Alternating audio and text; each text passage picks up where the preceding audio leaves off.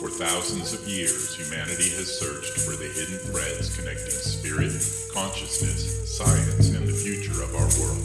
Shaman John Rasmussen brings together ancient wisdom, modern insight, and the deeper mysteries shaping human evolution.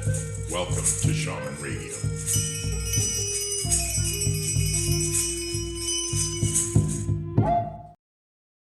Hi, this is John Rasmussen. And I have a very special guest today, Dr. Katrina Ostmeyer, who is a licensed psychologist, board-certified behavior analyst specializing in neurodevelopmental profiles, complex behavior, and co-occurring mental health conditions. She is the founder of Beyond the Individual, where she helps families and organizations build practical, evidence-based approaches that actually work in real life, and is a professor of the practice and clinical director for the KU Child Psychology Program. She's grounded in the belief that effective care has to fit the person, the family, and the system around them. She spends her days training clinicians and providing services, and her evenings keeping up with life as a mom of two neurodivergent kids. Never one to say no to a new experience, she's built a few fun facts along the way. She plays euphonium enthusiastically, if not expertly, in a brass band with her much more talented son, holds a black belt in Taekwondo, and was part of the Guinness World Record for the largest tuba ensemble. When not running around with her kids, you'll find her happily exhausted, watching Lower Decks as a family, and her dog Gershwin. So welcome, Katrina. Thank you so much for coming, and I'm looking forward to this discussion. This is going to be great. Yeah, thanks for having me.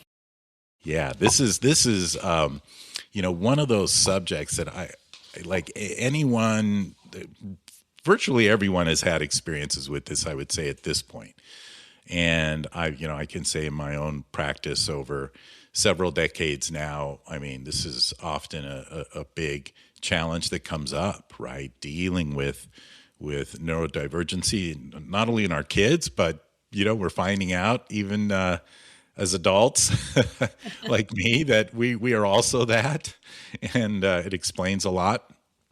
And then I see so many people just struggling with, how to manage it, what to do. I mean, there's a it says in here, and we'll let you talk about it here. There's so much advice, and you just feel like you got to do more, right? But I think maybe more is not always the key.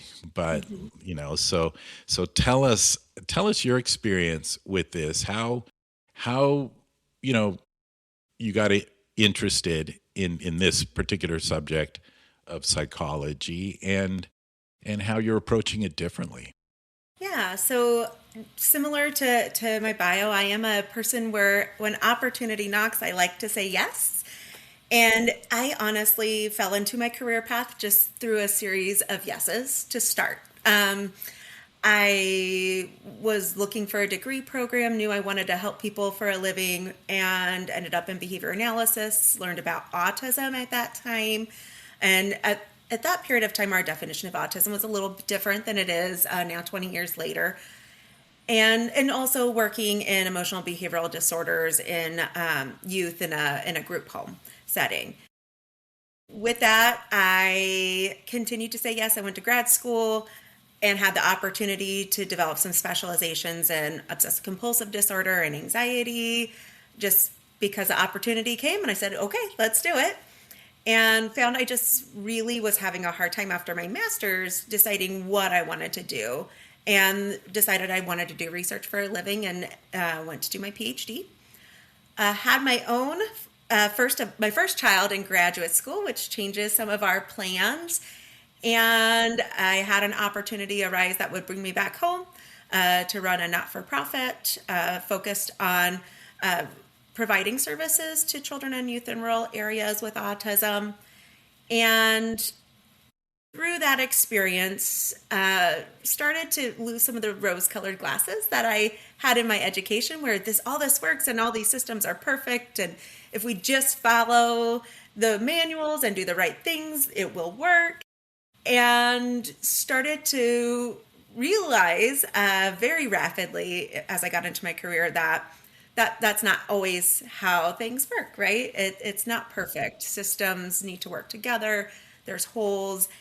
And that led me to developing my own program and clinic beyond the individual, because I was seeing so many families falling through the cracks in these systems, and also have my own family with neurodivergence, and knowing that we were having a hard time. And if I'm having a hard time, I've got all of this training and specialty.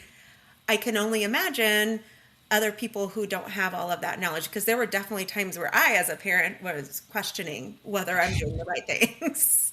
And still do, to be honest. Well, yeah, I mean, I would imagine, like, we're human, and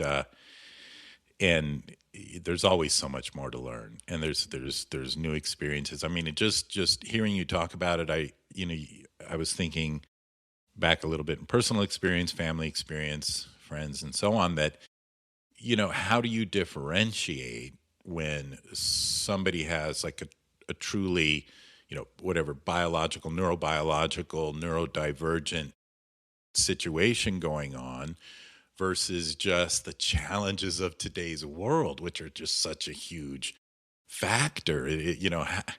How can you even tell that it's not just distraction or social media or this and that, versus there is a real developmental issue? And at what point, would somebody notice that, either in their children or themselves or anyone?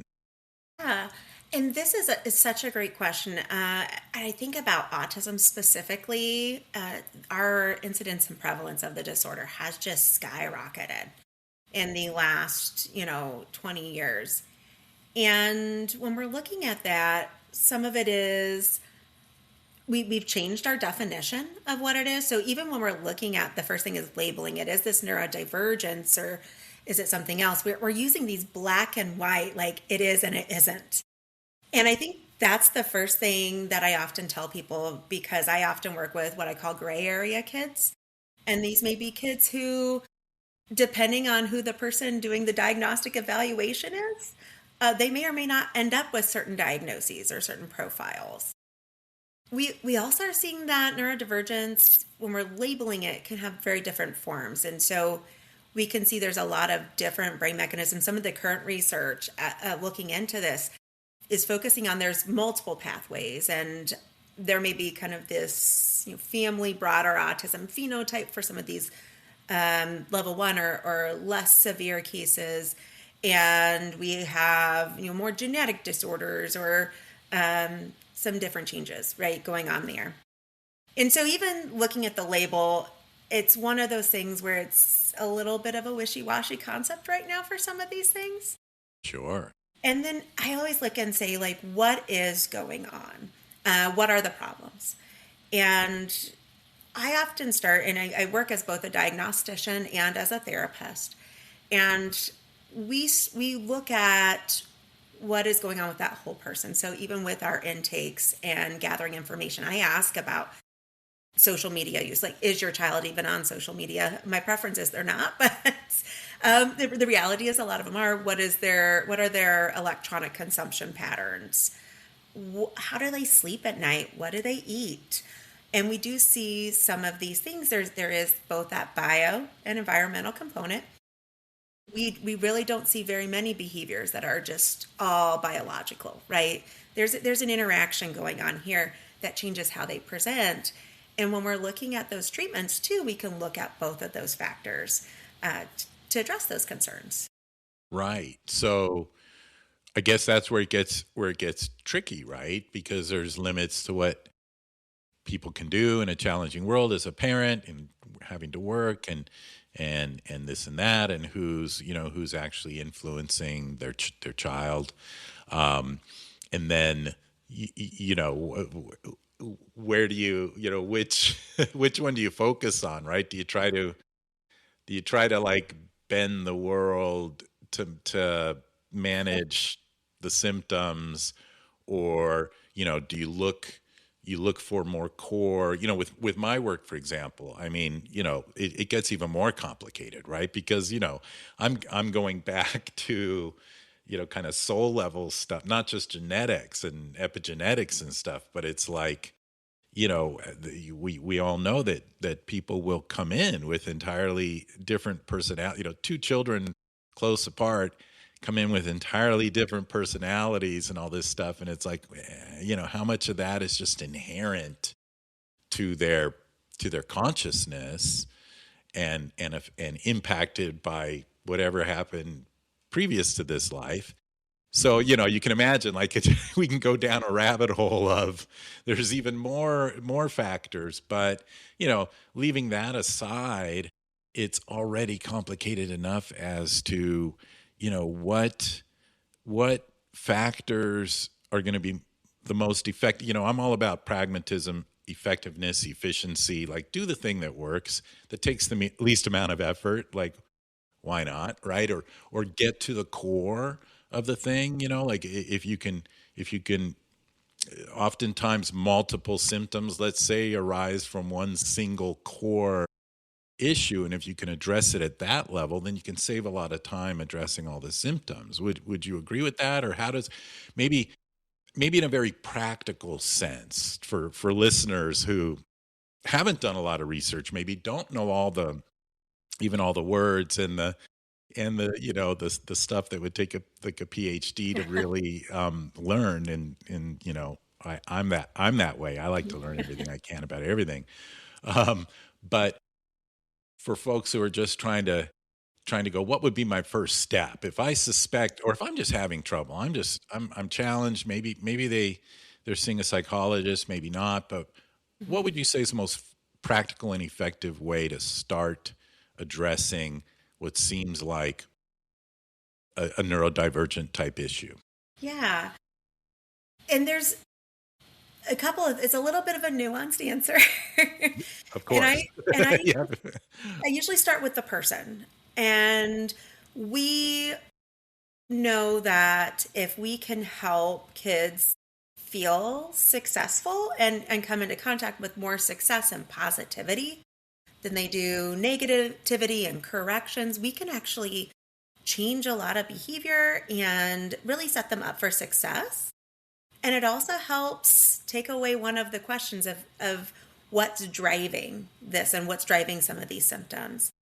And working with neurodivergent and honestly kids who, again, neurodivergence takes many forms. Maybe it's anxiety or, ADHD, autism, etc. Maybe it's just, I sat on YouTube for 4 hours and I'm dysregulated. But I think about how can we increase more positivity and positive interactions. And when we're looking at the core of all of our interventions that are effective from a parent and environmental standpoint, we start with how can we see the good things and focus on those first.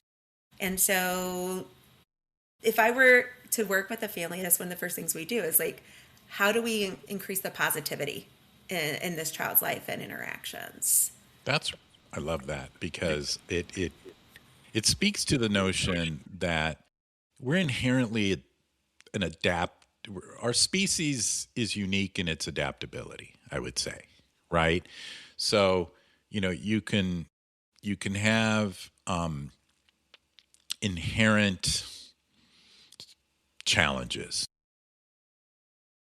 and maybe they're not fixable. Like, you can't, but make the best of it, or focus on what's good, focus on what works. Like, I really appreciate that, because I think it's that notion of just being like a high functioning whatever the challenge is, right? And is that what you're saying, is that if we can make the person feel successful, good, capable, even with the challenges they have, right? Mm-hmm. Then you don't have, then it's like, well, they're kind of in the background then. Like, they're not the major issue. Yeah. Is that fair to say? That's very fair. And I even have, I had just a conversation with my daughter yesterday because we we were having a rough morning. Transitions are hard for us. And I was asking a lot of questions, and she said, Mom, stop. I think she said, stop grilling me. She's like, I don't know what was wrong. And I was like, well, we got to figure it out. But sometimes we get so focused on the problem that then that becomes who they are. And it's like, that's what you care about, is that I have this problem. And it's like, oh my gosh, I realized I just like made the number one fallacy or the Right. problem that I see for families is as a parent. I was like sitting here focusing on her problems instead of her Well, many, many strengths. that speaks to so many things because I have this same challenge. I have to know, well, I have to work really hard, let's say, at the difference when I'm advising a client, in an hour-long session. And my whole job at that point is to analyze, is to ask questions, is to come up with new framing, new perspectives, a new way of thinking or doing things. And then when I'm not in that, I can't do that to my family. Like like they're not asking number one. So that's a huge, it's true for teachers, it's true for mothers whose kids grow up and then they're still treating everybody like as a mother, you Uh-huh. know. That's it's really hard to turn on and off, right? Like, Hmm. and like you said, uh it's not always the time to be solving or trying to fix or improve a situation. Sometimes it's just living, like differentiating a psychology session with just life. Yes, absolutely. And I then think about, what's the next thing. So I understanding it and being able to label it or say, here's the reason this is happening, can be helpful to a point. And I I'm trained as a scientist, and I go back to my scientific training too with that and really focus on, okay, well, we have a hypothesis. I'll never know for sure what's going on under here, but I can test that hypothesis. And if I can do some simple things and try to do them the same way most of the time, I can test whether that hypothesis is accurate or not. And so that's kind of the other thing that I tell families is like, let's start first with just being positive, right? And focusing on the good things because we learn through uh, building skills and focusing on the good things, not by punishment or deterring.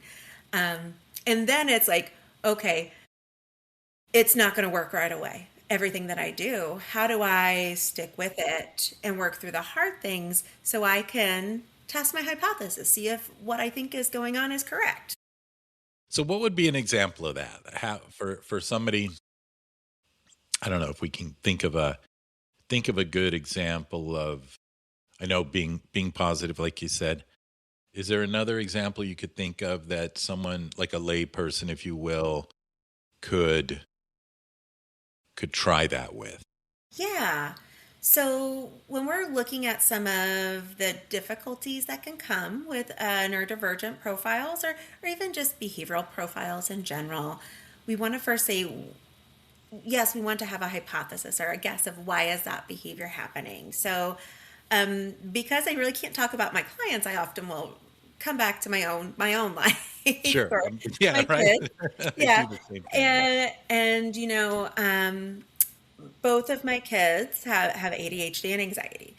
And so when something is going to take a lot of time and effort, and there's also a chance that it can be wrong or inaccurate, they're likely to try to avoid those situations to some degree um, because it feels uncomfortable to go do something that I might not be immediately successful at and to spend a lot of work at it. And so, what we kind of focus on when I'm saying being consistent, I was like, okay, my hypothesis, right? Or I think you're trying to not do this hard thing, not because you're insufficient or lazy or anything. It's because it's hard and it's uncomfortable. And so, we try to be consistent in how we encourage our kids to face those challenges. And we look for challenges and we talk about what are some things that were hard and what are the things we want to lean into that are uncomfortable today. And so we consistently work with our kids, sometimes more successfully than others, to say, like, what's the thing that you're going to do that's hard for you today? And how are you going to face that? And how can we help you do that?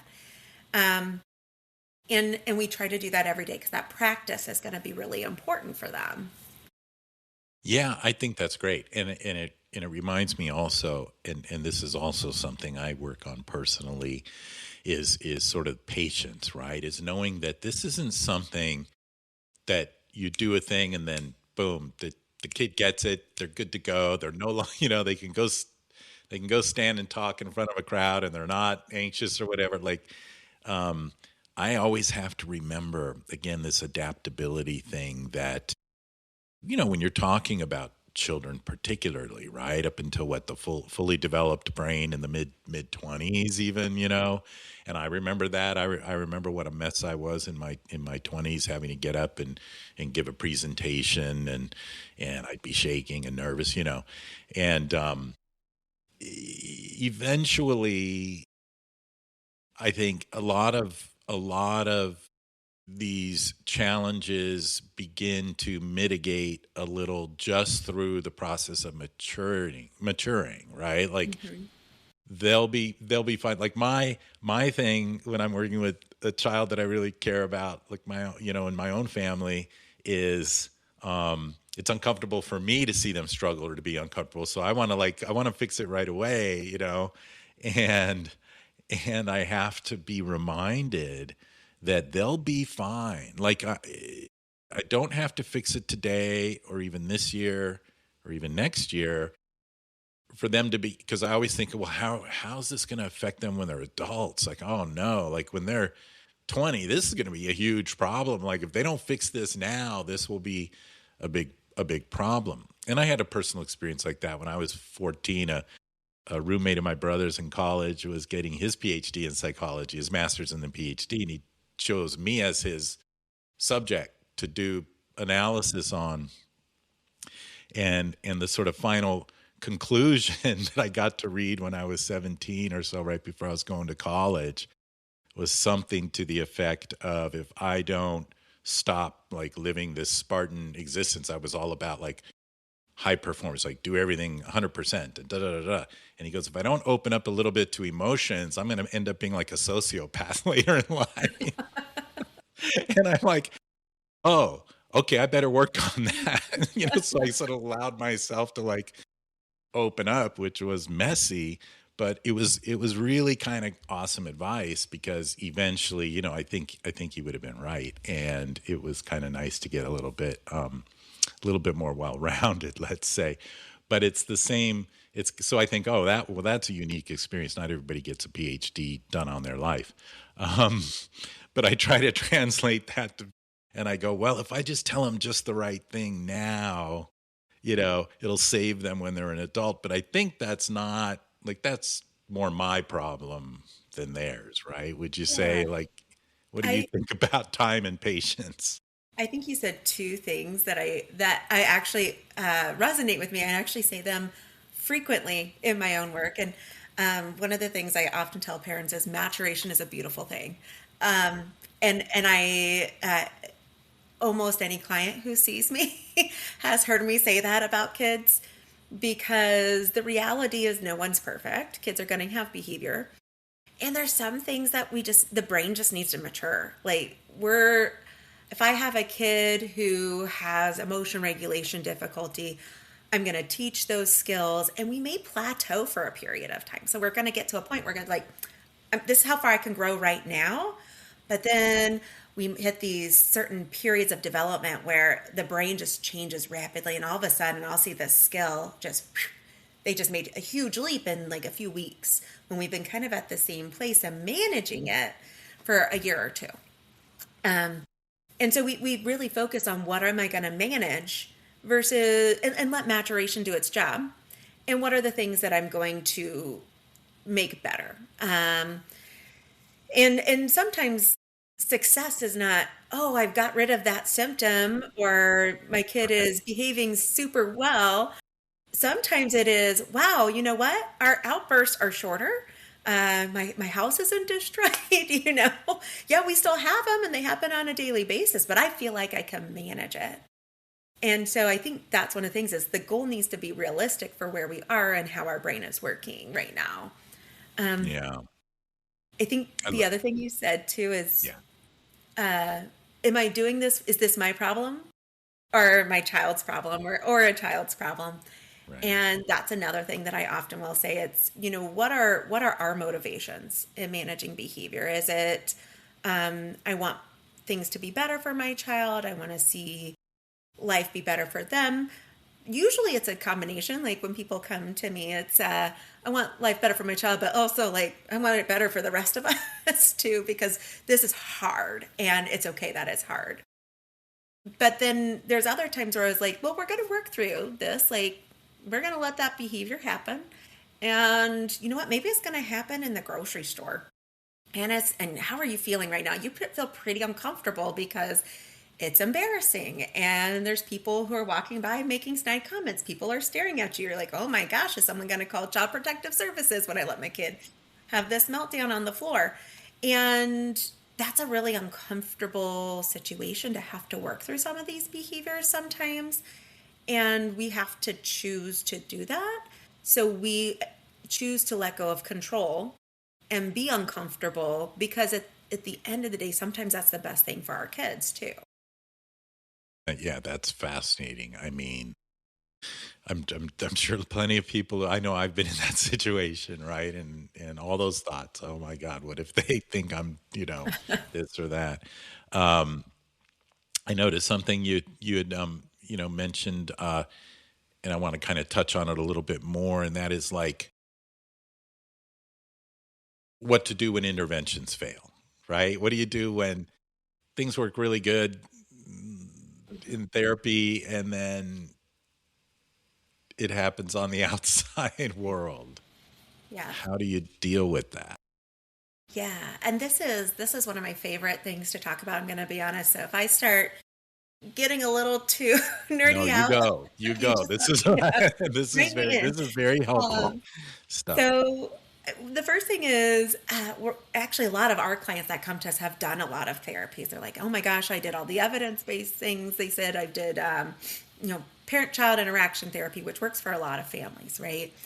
And they're like, "It's we got to a point we didn't get better," or things like that.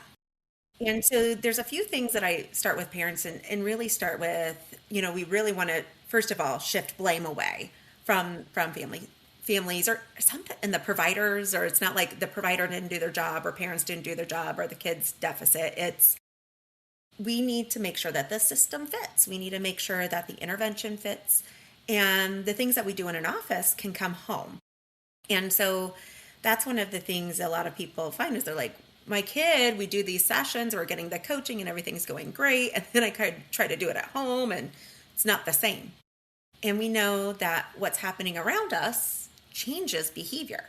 And so when I go home, when I'm in a therapy session, it's me and my kid, or maybe both parents and a kid. But then I go home, I've got two other kids and a dog and a job and all these other things going on. And during that therapy session, the TV's not available, the tablet's not available, but at home it is. So that's a fight I haven't had to learn how to fight.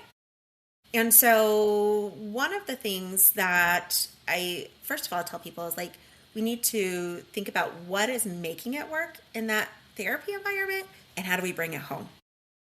And so that doesn't mean quit your job and get rid of your other kids, right? That's not a rational choice. Uh, but it may be we need to shift our intervention so we're doing the same thing in a different way. So I think about like giving attention and building, we call it building rapport, or building that relationship is the first step in parent-child interventions. And so a lot of therapy protocols focus on something called special time, where you spend one-on-one time with your kid for 5 to 15 minutes a day, and it can be really impactful. And some families, that's not the best way to do it. Maybe your child needs a little bit more attention sprinkled throughout the day. And the issue isn't that you're not giving them enough attention, it's how they're getting it. and when they're getting it. We can see that maybe my child only has this problem behavior, not when I'm not giving them attention. It's when somebody else has my attention. So, we have the new baby brother, and baby brother is getting all the attention. And I'm like, whoa, hey, what's going on? And so one thing we want to look at is how can we build that into our therapy environments as well, what we're going to see at home. The other cool thing is, we have all these cool technologies where we can bring therapy into the home, right? So, telehealth is a beautiful thing. We do coaching. We can kind of hide and pretend like we're not there so we don't have that same reactivity. Kids often behave better when other people are I around. was going to say the one thing I was going to ask about, because I've seen this, are the kids that are clever enough to know how to say all the right things to the therapist, to like win the game, to get a high score. Like, I'm totally cool. And then, right? That's so challenging. Yeah, and there's ways that we can be more covert, right? Yeah. Or hide with the telehealth, or for some of the interventions we do for some of the profiles we see are a little bit more intensive. So many hours a week for some of our clients. When you're in someone's home that many hours a week, the kids get used to you, and you get to see everything too. Right. Totally right. It's a whole different story. You spend a lot of time with the kid. The other thing I wanted to ask you before I forget as well is, like, and you were starting to touch on it here with like telehealth, but what for maybe people who can't find a good therapist, or really can't, like can't fit that in somehow, resource wise or time wise or whatever, you know, good resources online or apps or anything like that can be helpful, or games, like, are there good things that you can kind of sneak this in, if you know what I mean, Hmm. without, or even have the kid doing it themselves and not even realize it's therapeutic? Yeah. Yeah, and so some of it does depend a little bit on what's underlying, right? So is this just like, hey, it's just a parenting thing, right? And we don't have any kind of like ADHD or anxiety or things like that, or maybe it's just those normal everyday stressors like new kids, a new pet, starting school, uh, that people work through, but they still are stressors and stressful. Um, I will often recommend just kind of basic parenting books and apps. There's some really cool things that are coming up. What I do tell people is please don't use Chat GPT. That is not a good therapist. Don't use So stay away from Chat. Claude, AI is not a good therapist. But it's really focusing on and reading through books and apps that have three components. And that is there a piece that has a relationship building piece to this? So if there's not a relationship building piece, you're missing 50% of the equation, right? We have to have connection to have for these things to work.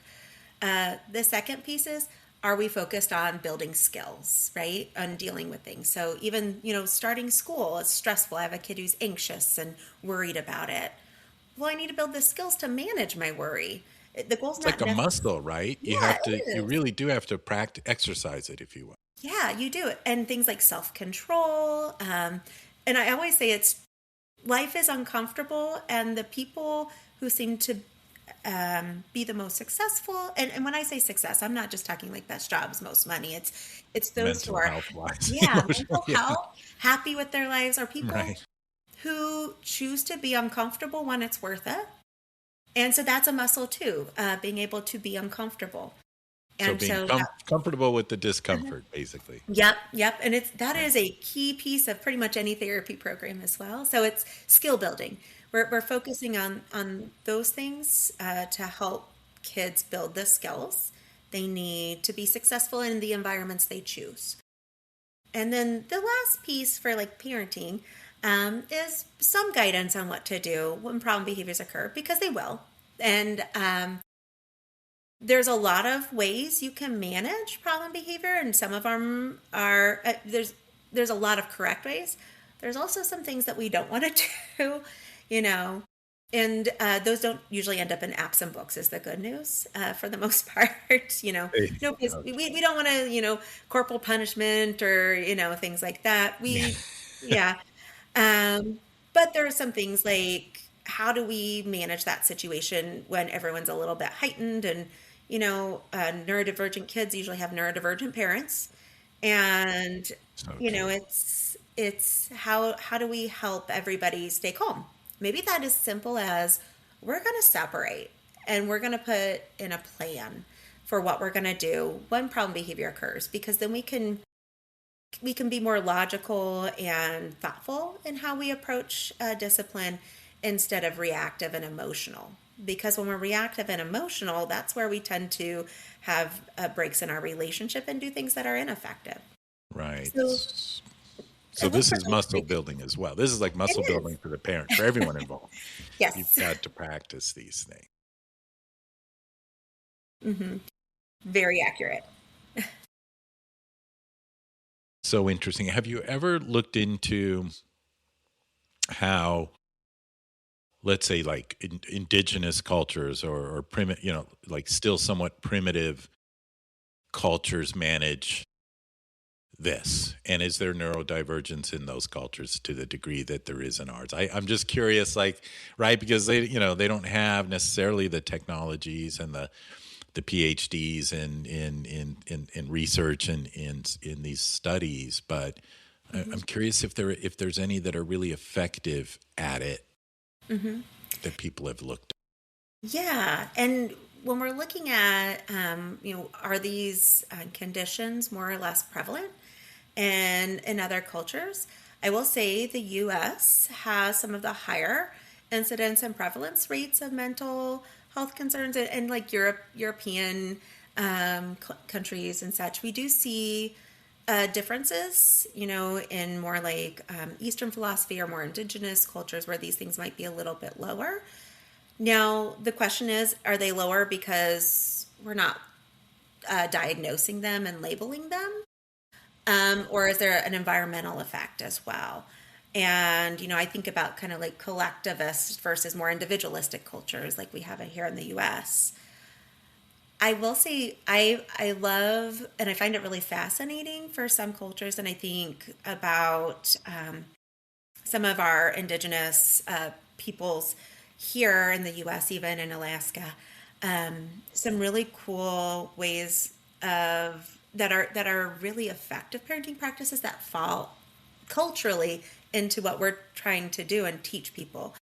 And one of the things that I remember reading is like for a lot of these cultures, like reacting in anger is like that's a very childish thing to do, and they teach patience and essentially value emotion regulation and cooperation and patience with their children. And when you have patience, the behavior can work its way out. It's when we're trying to control it sometimes that we can throw gasoline on the fire, so to say. Well, we live in a faster paced society, Yeah. right? We don't like I've got to get to work in 10 minutes. I've only got like this has got to stop now. Otherwise I'm it's Yep. fascinating, isn't it? Yeah. And it's funny too, because I even see that for myself. We had a period of time where things we were really struggling with getting to school with my youngest, and I I get anxious about time. I do not like to be late. Never have. I have a sister who has the opposite problem, but it would cause me anxiety then too.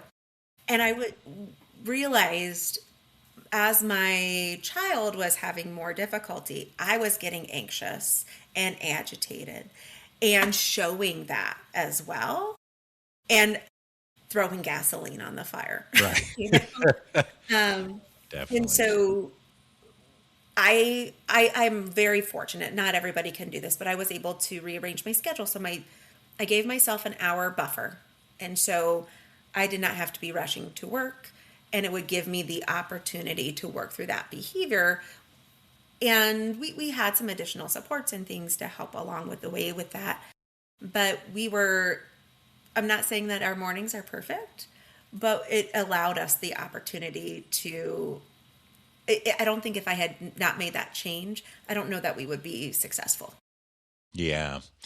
It comes back to this like no blaming thing. I realize I'm kind of piecing this together in terms of two things. One, the time issue. There's a anecdote from my indigenous Peruvian Caro tribe that I've studied my shamanism with. And one of the anecdotes is they say, you Westerners, you own your land, you own stuff, but time owns you. Got to get there on time, or you lose your job. You got to get there on time, or and they go, we are stewards of the land. The land owns us, but we own time. Synchronicity. If I'm late, they'll be late. So no big deal. It all works out. It's this flip that allows them, eminently to be patient, right? Like they don't have the issue because they're not owned by time. Our whole society is. So I think I bring this up because it's like, man, we're already handicapped. We're already challenged just functioning as humans, period, relative to some of these more isolated indigenous cultures, with being able to do all this stuff you're talking about, like just being able to stop in the moment and like shift your perspective, or calm down, or go, oh well, I've got to rearrange my schedule to do the right thing for my child. I mean, and so I think I don't know, I'm making this statement, that maybe for the listeners, and that, I think if people can recognize that we're already living in sort of an unnatural world, society that we've created over probably a couple thousand years, if not longer, that it's not all on you. You know what I mean? Like, this isn't anything you necessarily did wrong. Gosh, not to mention, without, I try to avoid controversy if I can, but, like when you said environmental, right? You go, well, a lot of people think, it's vaccines, right, caused all this. I don't tend to think that so much, but I do suspect, and maybe this is my own like conspiratorial controversy, but it's like that things like glyphosate, let's say, these neurotoxin type things that are meant to kill bugs, that we started using like at a date and time that literally was when a lot of this stuff started to ramp. And I know how it affects me personally when I'm around it. It really messes me up when someone's been spraying it. And so it just makes you wonder, in addition to our society, some of these like actual chemical based environmental things that we eat, we consume, that stuff's everywhere. Um, for example, doesn't also have an impact. And it's the problem with saying something like this and delving and dipping my toe into this controversial stuff is that, like, what are you gonna, like, what can you really do about it, right? Like, pretty much nothing. Like, there's not, like, we're not all gonna move out into the woods in some isolated places. They're now spraying glyphosate in forests, like in California to stop, it's like, oh my God, like you can't even live out in the woods. Um, what do you think about that? Like, I don't want to put you on the spot and have you go to the controversial place, but it's Yeah. like, Well, I think one thing that you said that's really important is like there's some of it we can control and some of it we can't, right? yeah, So the reality is, for me, I'm a very privileged person. I can choose where I resource my food. I can choose, I have a hydroponic garden, honestly, in my kitchen. But I'm a very privileged person. I can do that. Families I've worked with historically, they live out in like Western Kansas, and it's amazing how you can live in farmland and be in a food desert. And so maybe you're relying more on certain like canned foods and things like that. And I grew up in Western Kansas most of my life, and just what we had available and how we sourced our food and everything was different. And it's one of those things where I was like, okay, what are the things we can control? I do think things like if we do have the opportunity to control some things like diet can be helpful, right?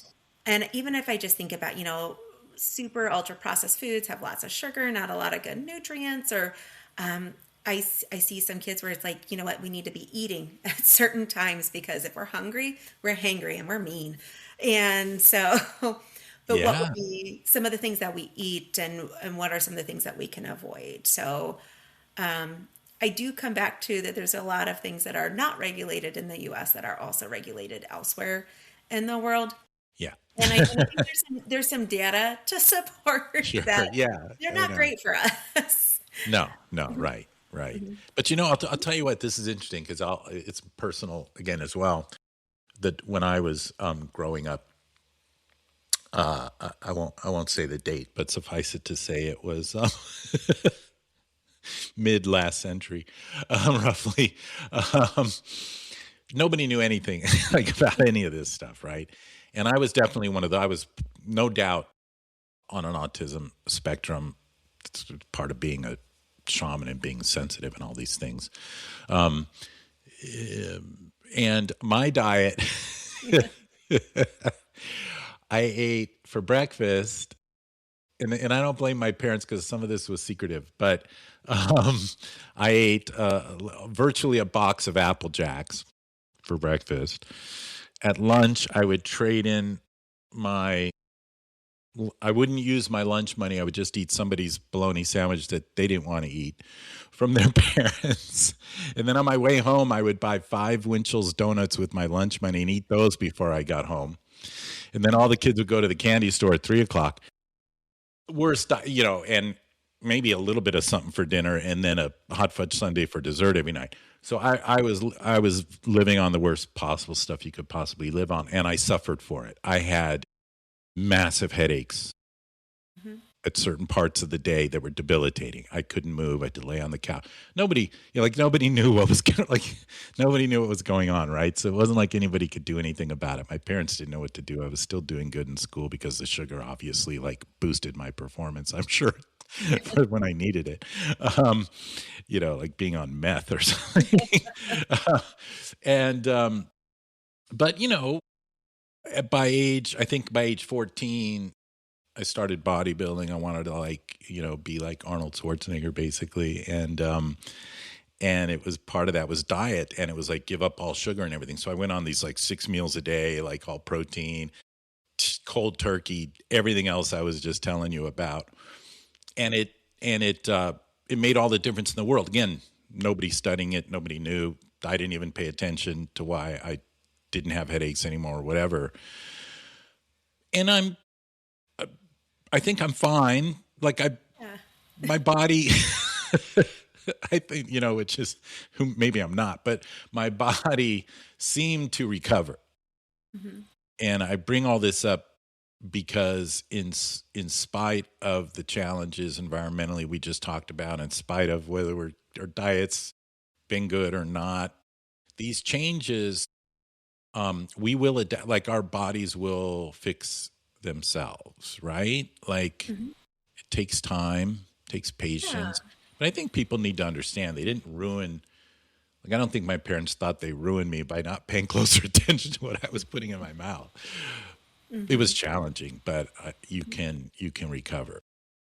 Yeah, and I think that's true for most things, right? It's even from a more mental health perspective.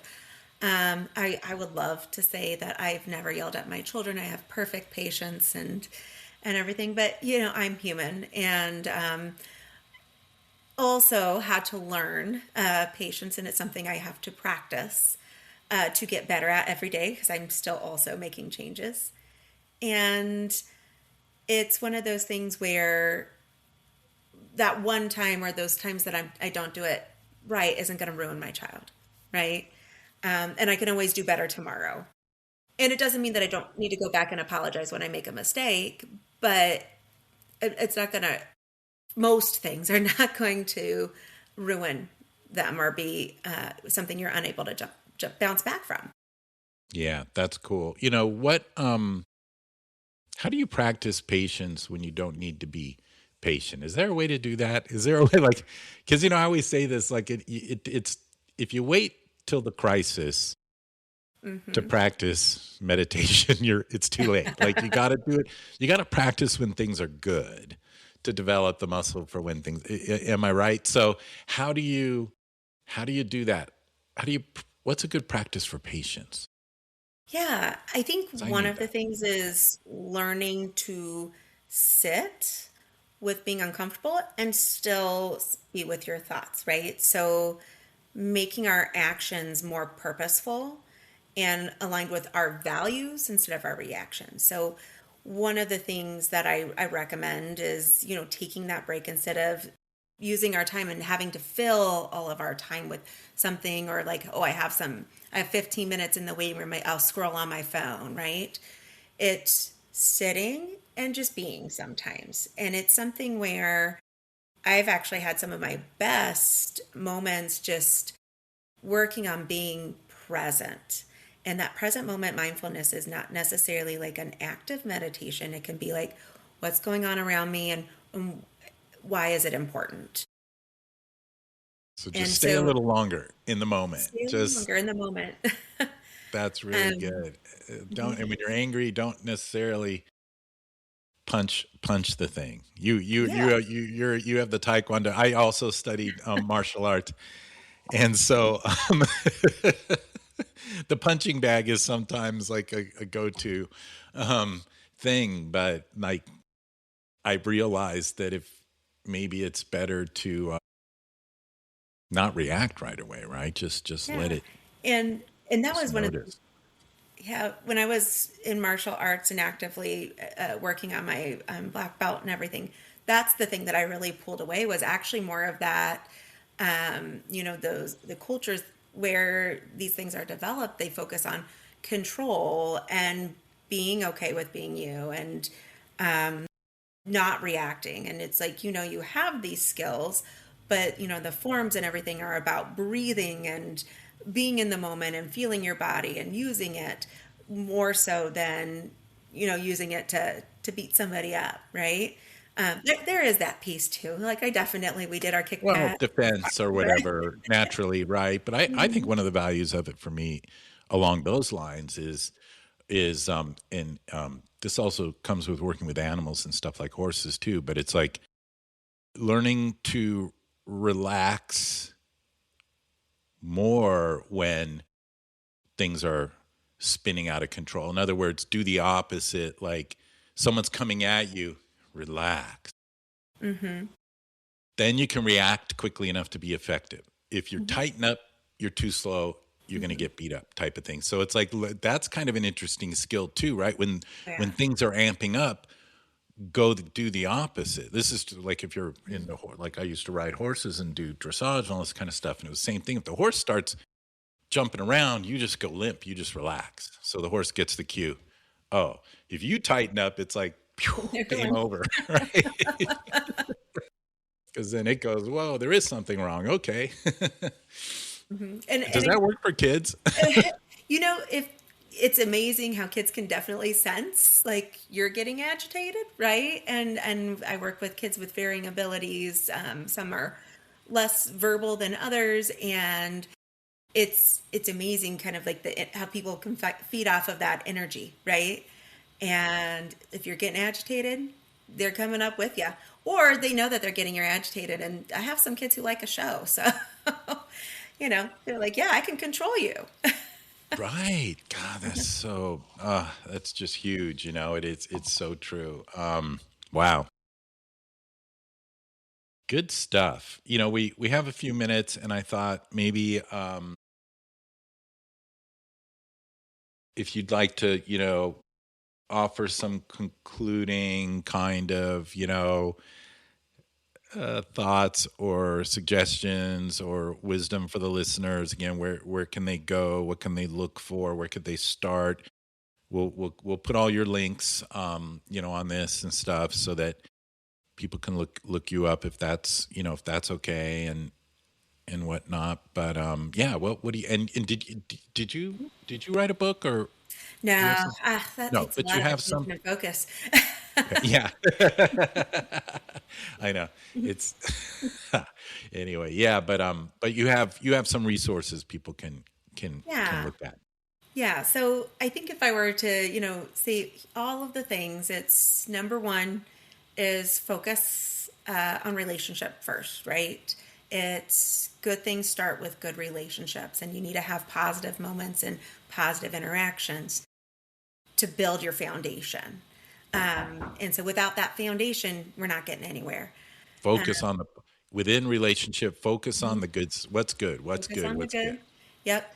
Um, Recognize that patience is absolutely necessary, because we're not going to make changes or change behavior in the moment. We change it over time. And some of that is working through it and letting it be what it is. Um, and I think the last thing is that we don't have to control everything. It's okay to let behavior happen and let things move along, and that we're probably not going to ruin our children in a single moment. And as long as we have that good foundation and relationship to build on, we likely, our kids can grow up to be successful adults. Amazing. Thank you. I really appreciate that. I think your screen might have froze, but I think we're it okay. did. Can't control everything. Can't.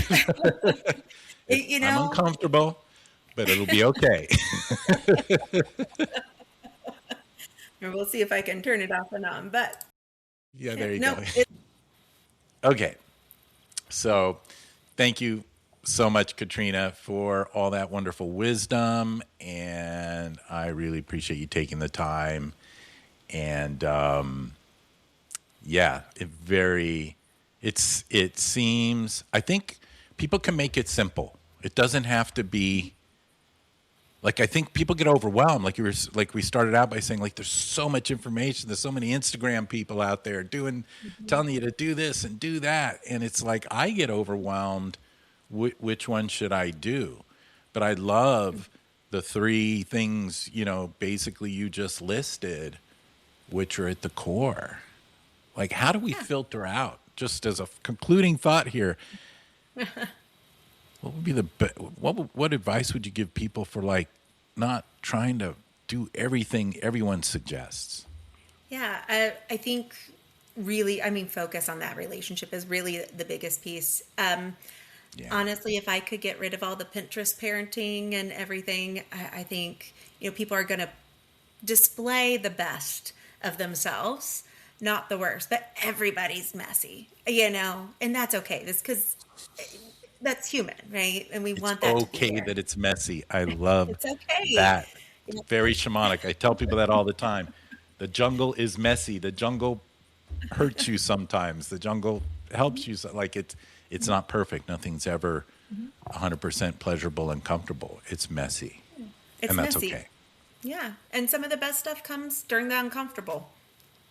Yeah. Somehow humanity's made it 300,000 years. I don't think we can mess it up so much that we can't. We're not going to keep going. I think we're going to keep going. Yeah, I think so too. Yeah. And we got a lot to learn from, I think, these children. I did a talk one time on autism and how, like, a lot of times the kids are just coming in showing us, like, hey, you guys got to make some changes here. We're not going to tolerate it anymore like your generation did. Yeah. And I think there's so much value that every person brings, and what we can learn. And that's one of the things that I think about, especially with the populations that I'll often work with, is what am I learning? Right. Pay attention. Those people bring a lot of value to my life. And so, yeah. And I try to focus on that. That's amazing. Yeah, I love that. Pay attention to what they're teaching you. Look at yourself, not just them. What seems like a problem might be a real lesson for you.